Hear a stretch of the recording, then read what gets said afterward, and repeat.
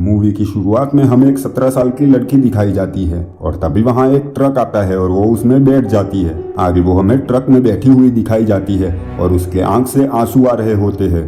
तभी truck driver की नज़र उसके पैरों पे पड़ती है और वो उस पे हाथ रख देता है और उसे कहता है हमें ऐसी जगह ढूंढनी है जहाँ कोई ना हो। फिर वो ट्रक को रोड के साइड में खड़ा कर देता है और वो लड़की उसके साथ रोमांस करने लगती है।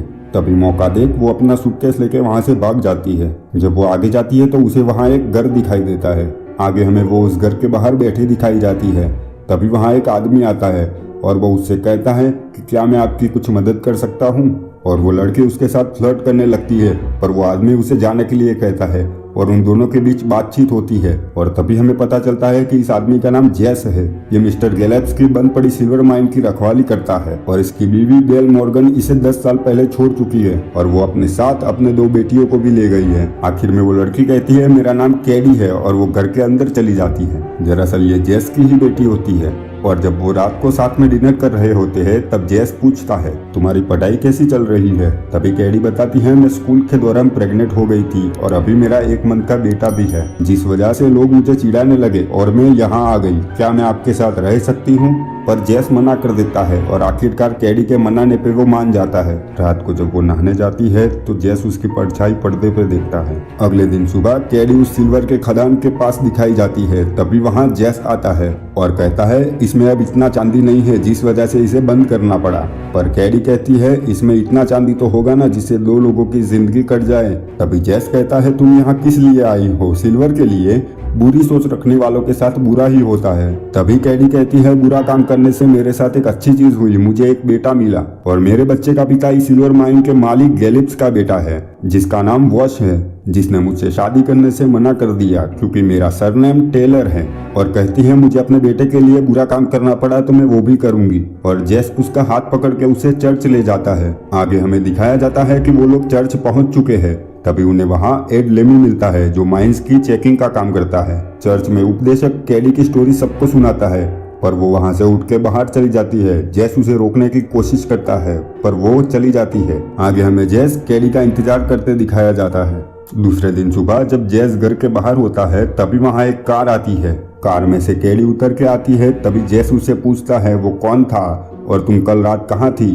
कैडी कहती है मैं अपने फ्रेंड के घर थी और ये उसका भाई था जो मुझे यहाँ छोड़ने आया था। रात को जब कैडी सो रही होती है तभी उसके पास जेस आता है और कहता है तुम यहाँ रह सकती हो, मैं कल जैसा आगे फिर से नहीं करूँगा। पर कैडी कहती है मैं कल चली जाऊँगी। तभी जेस कहता है नहीं तुम नहीं जाओगी, हम कल से खदान में काम शुरू करेंगे। अगले दिन खदान में वो हमें काम करते दिखाए जाते हैं पर उनको कुछ नहीं मिलता। और जब वो घर आते हैं तो कैडी थक की वजह से सो जाती है पर वहाँ जेस आता है और उसे उठाता है और कहता है गर्म पानी से नहा लो, तुम्हें अच्छा लगेगा। और कैडी उसके सामने कपड़े उतार के नहाने लगती है। तभी कैडी कहती है क्या तुम मेरी पीठ पे मालिश कर दोगे, मुझे दर्द हो रहा है। और जब जेस मालिश कर रहा होता है तो उन दोनों को अच्छा फील होता है पर जेस खुद को रोक देता है और कहता है ये सब गलत है। तभी कैडी कहती है मुझे अच्छा लग रहा है और शायद आपको भी। जेस कहता है तुम मेरी बेटी हो और कैडी कहती है मैं एक औरत भी हूँ। तभी जेस वहाँ से चला जाता है। अगले दिन जब वो खदान में काम कर रहे होते हैं तभी उन्हें वहाँ काफी चांदी मिलती है जिसे देख कैडी खुश हो जाती है।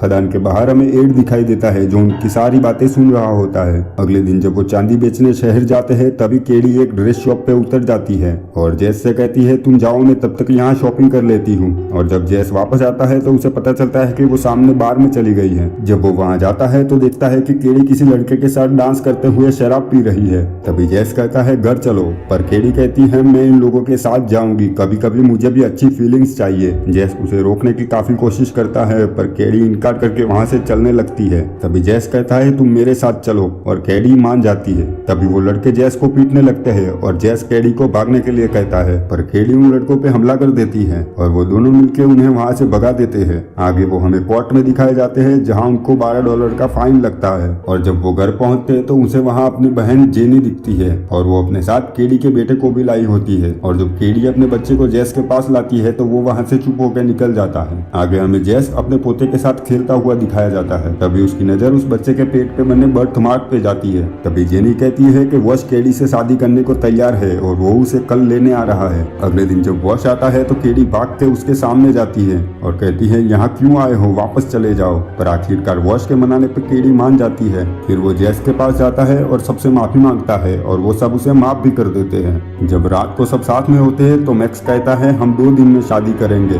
तभी उन्हें वहाँ एड लेने आते दिखता है, जिसे देख के जेस अपनी बंदूक लेके आता है और कहता है कि यहाँ से चले जाओ। तभी दिखाया जाता है कि उसके साथ बेल होती है। बेल बीमार होती है इसलिए वो अपने पोते को देखने आती है और उसके साथ उसका पति मॉक भी होता है। जब बेल और जेस बात कर रहे होते हैं तभी अचानक बेल की तबीयत खराब हो जाती है और जब जेस रूम से बाहर आता है तभी मॉक रूम में जाता है। तभी बेल एक सुई जैसी चीज से उस पे हमला कर देती है पर मॉक अपने बचाव में उसे मार देता है। अगले दिन अंतिम संस्कार के दौरान जेस को एहसास होता है कि एड को खदान के बारे में पता चल चुका है। आगे हमें वो गन लेके खदान में जाता दिखाई देता है और उसे वहाँ बिना शर्ट पहने मॉक दिखता है जो खदान में सिल्वर की चोरी कर रहा होता है और उन दोनों के बीच बहस होती है। तभी उसकी नजर मॉक के पेट पे बने बर्थ मार्क पे जाती है और उसे लगता है कि मॉक कैडी के साथ इंटीमेट हुआ है और वो बच्चा इसी का है। शायद इसीलिए बेल भी तुम्हें मारना चाहती थी। फिर गुस्से में होने की वजह से वो उसे गोली मार देता है। तभी मॉक उसे बताता है ये बर्थ मार्क सिर्फ लड़कों पे आता है, कैडी तुम्हारी लड़की नहीं मेरी लड़की है, इसीलिए उसके बेटे पर भी ये मार्क है। फिर वो जेस को खुद को बचाने के लिए कहता है पर जेस उसे गहरी खदान में फेंक देता है जिससे उसकी मौत हो जाती है। आगे जेस मिस्टर गिलिप्स के घर जाता है और उनको बताता है कि मॉक ने मुझे बताया है कि वो बच्चा वश का नहीं है। वो बर्थ मार्क जो उस बच्चे के पेट पे है वैसा ही मार्क मॉक के पेट पे भी है और मैं चाहता हूँ कि आप केडी से अब दूर रहे तो ही अच्छा है।